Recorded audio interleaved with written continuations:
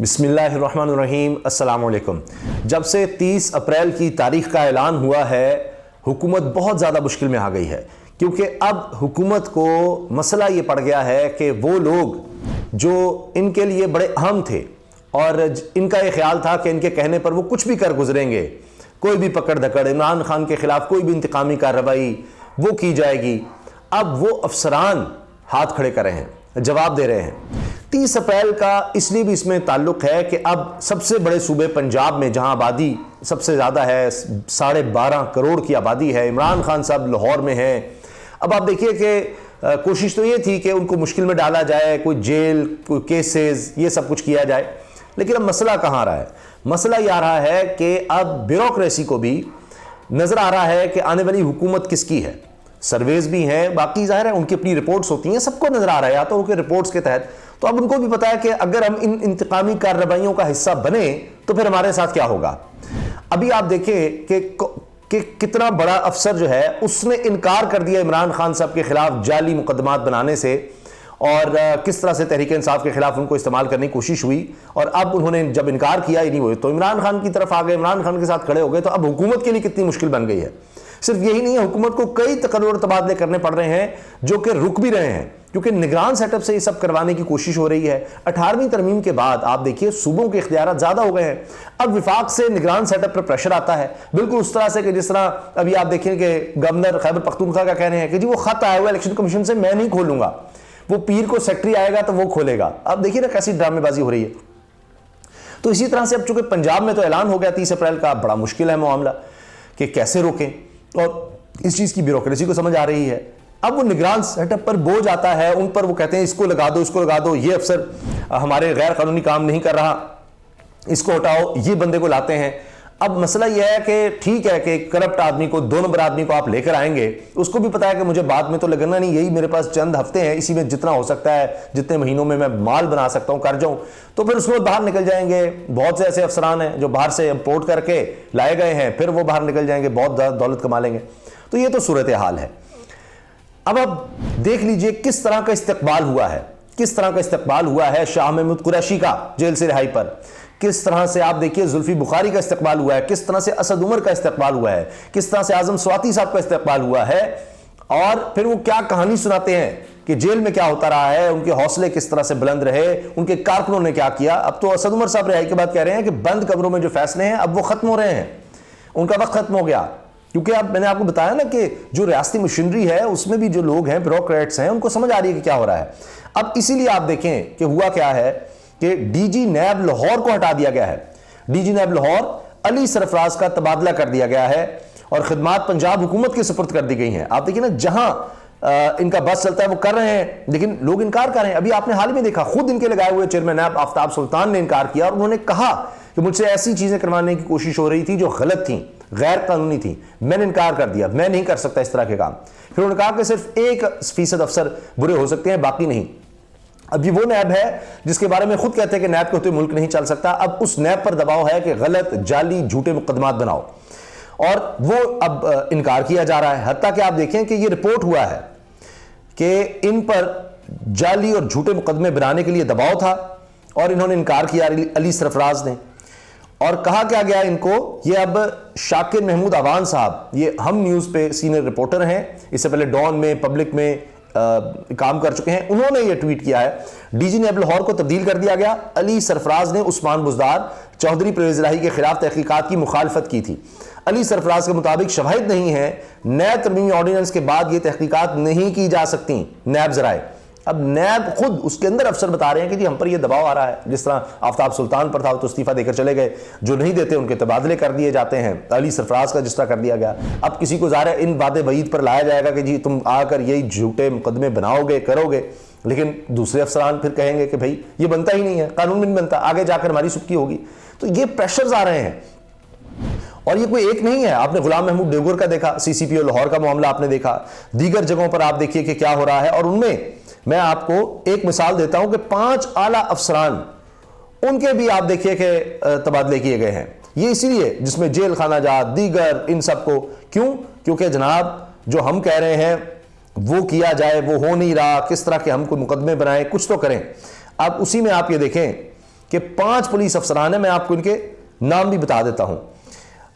एक तो अली सरफराज को अब चेयरमैन PND के ओहदे पर तैनात किया जाएगा, ये कहा जा रहा है। दूसरी जानिब पंजाब हुकूमत ने 5 DIG के तबादले कर दिए हैं। Mehboob Aslam DIG training centre police office Lahore, Athar Waheed DIG patrolling police Punjab, Zeeshan Asghar DIG R&D central police office तैनात। कमांडेंट चूंग मोहम्मद अदरीस को SNJAD रिपोर्ट करने का हुक्म जारी किया गया। मोहम्मद उस्मान अकरम गोंदल को कमांडेंट चूंग लाहौर तैनात किया गया।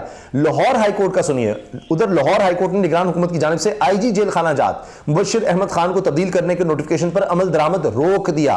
अदालत ने IG जेल मुबश्शिर अहमद के तबादले का नोटिफिकेशन मुअत्तल करते हुए पंजाब हुकूमत समेत फरीकैन से जवाब तलब कर लिया। अब क्यों ये जेल खाना जात का लगा रहे हैं कि सारे पंजाब के जेल उसके अंदर आते हैं, तो लिहाजा वहां पर जब जेल में जाना है, इनको डालना है जेल में, तो वहां जुल्म हो सके, वहां जबर हो सके, वहां टॉर्चर हो सके तहरीक इंसाफ के खिलाफ। अब भी हमारे पास वक्त है हम कर सकें, पहले इन्होंने कर दिया था। तो जो लोग इनकार कर रहे थे उनको ये तबादले कर रहे थे, बिल्कुल उस तरह जिस तरह जज को पहले बताते हैं कि जी ये आपने फैसला देना है। जो जज मान जाता है तो वो तो ठीक है, जो नहीं मानता उसके खिलाफ कैंपेन शुरू हो जाए, उसके हवाले से ऑडियो वीडियो लीक्स करो, उस पर दबाव डालो, उसके खिलाफ कैंपेन शुरू कर दो। इसी तरह से अफसरान के साथ करते हैं कि उसको कहते हैं भाई ये देख लो हम ये करने लगे, फलां फलां को पकड़ना है, अंदर करना है। वो कहता है जी ठीक है मैं करता हूं, तो बहुत अच्छे। अगर वो इनकार करता है कि जी तो बनता ही नहीं है, उसका तबादला कर देते हैं। दूसरे बंदे कहते हैं भाई हम तुम्हें ये बड़ी पोस्ट दे देंगे, तो क्या ये काम करोगे? वो देखता है कि हाँ मैं तो जनाब करप्शन में इधर उधर मुझे फेंका हुआ था, मेरी करप्शन पकड़ी गई थी, मेरे पास ये पोस्ट ही अच्छी नहीं थी, चलो ये तो ज़बरदस्त है, आऊँगा ये काम करूँगा और बाकी मैं माल बनाऊँगा, बाद में देखी जाएगी।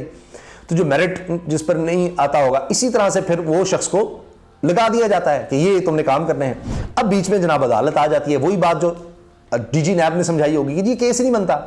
तो लिहाजा अब आप देखिए ना कि क्या हुआ कि IG जेल खानजात मुबश्शिर अहमद के वकील इश्तियाक खान ने दलाइल देते हुए कहा कि निगरान हुकूमत पंजाब ने IG जेल खाना जात को गैर कानूनी तौर पर तब्दील किया।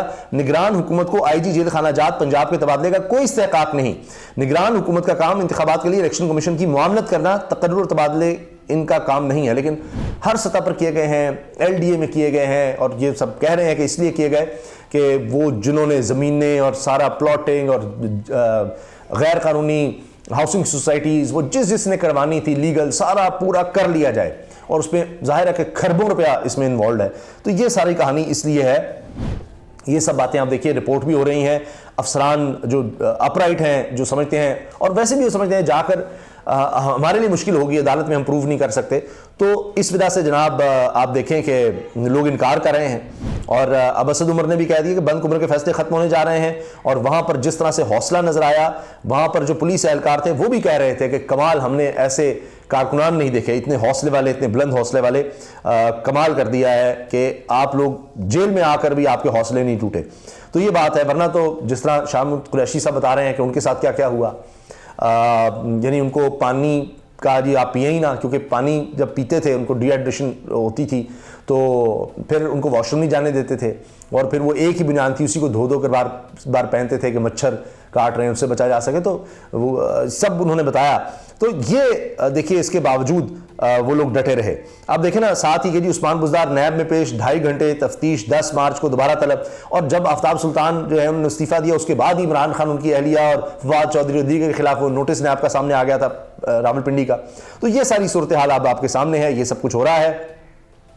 अब गेम इनके हाथ से निकल रही है और अफसरान अब इनको इनकार करना शुरू हो गए हैं। तो जिस वक्त ये पंजाब और खैबर पख्तूनख्वा में इलेक्शन हो गए, तो अब तो ये जनाब जो इमरान खान साहब के शदीद खिलाफ लोग थे, मैं देख रहा था कि बहुत ज़्यादा तनकीद करते थे। उनमें कमर दिलशाद साहब, साबिक सेक्रेटरी इलेक्शन कमीशन, अब वो भी ये बात कह रहे हैं कि जो पंजाब और खैबर पख्तूनख्वा में इलेक्शन जीत जाएगा, कौमी असम्बली वो जीतेगा। ये कमर दिलशाद साहब ने दुनिया न्यूज़ पर बड़ी खबर दे दिया, अगली हुकूमत किसकी होगी।